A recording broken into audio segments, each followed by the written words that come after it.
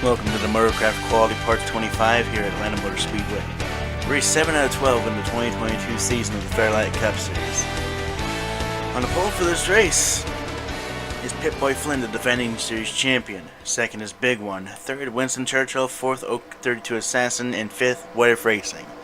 All five of them looking for some good runs. They have not been that good this season. Oak actually got his best career finish at Texas last week with a third place finish. Anyway, you saw the rest of the starting lineup. There we go. Pace cars pulled onto pit road. The field now in the hands of Pip and Big One.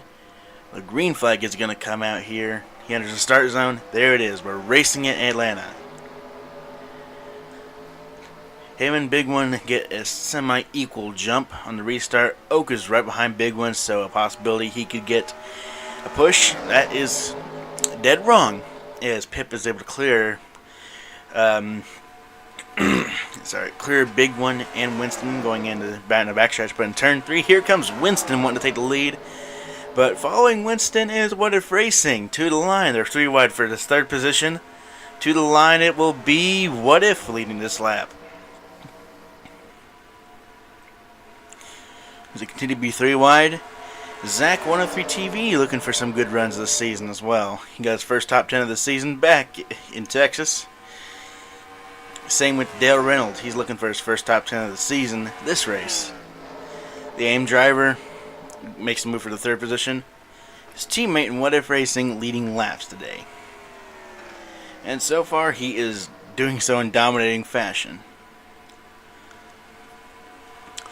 What If driving the famous AIM weenies scheme started out with Irishman GFS actually being sponsored by Weenies. They've cut back sponsorship recently, but this year with the announcing of What If Racing to the 7 Ford, Weenies has decided to step back up. His closest competitor is Winston Churchill, one of the AIM's developmental drivers. Well, allied drivers, that's a more appropriate word of saying that. As you see, fourth position battling with Dale Reynolds is Spitfire, who's looking for some good runs as well. Front of this field seems to be essentially all drivers looking for some good runs. As you see, last race's winner, Decepticon, he is currently in the. That is not Decepticon. I made an error when looking at the scoring. It's Dewstorm 88 actually. He got his first top 10 at Indy. Fortunately, Indy is going to be vanishing from the Featherlite Cup Series schedule next season. You see, Goki is not in the starting field, by the way. She decided to sit out and protest because of the constant wrecks that were happening in the series. She said she will return for Talladega, though. At the same time, Motorsports Games, he recently had his racing license restored, so he is making his debut today. Spitfire making a move on Winston for second position. Both single car teams there. Top 5, 2 of them are single car teams. Is Dewstorm 88 and his Publix Chevrolet is wanting to make a move for the third position. He has a pretty strong car right now. It seems to be sort of weak on the bottom though, as he drifts up and falls into the clutches of Thick. Last race's runner-up at Texas. Actually ran runner-up twice this season, both to Nick. And through turn 4, Thick has a very strong car himself.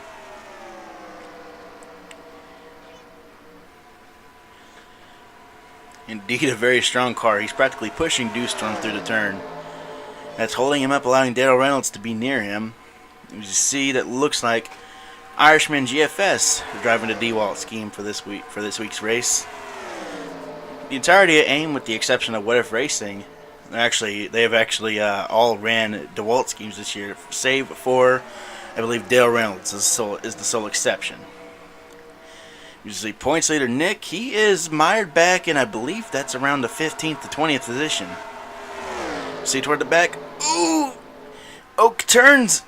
Figueroa Gaming Freak into, I believe that's Double Board, J-Rack involved, and Rusty Walrus is involved. Went to the line. Spitfire leads him to the caution, leads his first lap of the day. And with that, we're under caution. We'll check with everyone and see if they're alright, and we will be back for the restart.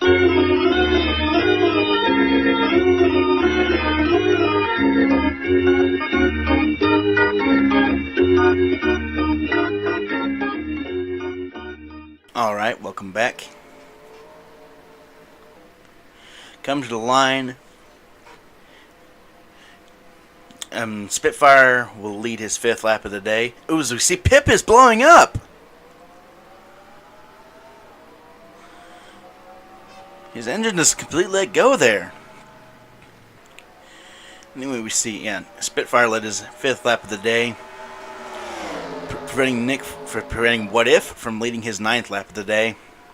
If What If leads this lap, he will have led the most laps today. There we go. That's the proper wording for it. Out of 4, his teammate Dale Reynolds has something to say about it, but the outside run will allow What If to lead the most laps in today's race. So now it's all about that win. No one else can lead any more laps than What If. 2.5 laps to go. Down the backstretch, a couple AIM drivers battling for this lead. Team owner, Irishman GFS, mired back in the 13th position. Through turn 4, Dale Reynolds gets to lead a lap, pushed by Thick to clear his teammate, but he leaves the bottom lane open. With 2 to go, here comes Thick making the move down to the bottom. His car is a beast on the bottom. Dale Reynolds drifts up, blocks his teammate What If. Through 3 and 4, Thick clears Dale for the lead. He takes him off of turn 4. The white flag in the air. 1 more lap to go here at Atlanta. Thick needs to put together a perfect, and I mean absolutely perfect, lap to win his 4th Featherlite Cup Series race. And a perfect lap so far he is indeed putting together. Takes it nice through 3 and 4. He is your winner, boys. And indeed, out of turn 4, welcome back, Thick. Featherlite Cup Series victory lane. Thick, the winner of the Motorcraft Quality Parts 25 here at Atlanta Motor Speedway. BKR, best career finish in 2nd. Dale Reynolds, a redemption in 3rd place. Anderson Reed, a redemption in 4th place. Zach, a redemption as well. Rest of the field results, left side of your screen. We'll see you at Talladega. Signing off.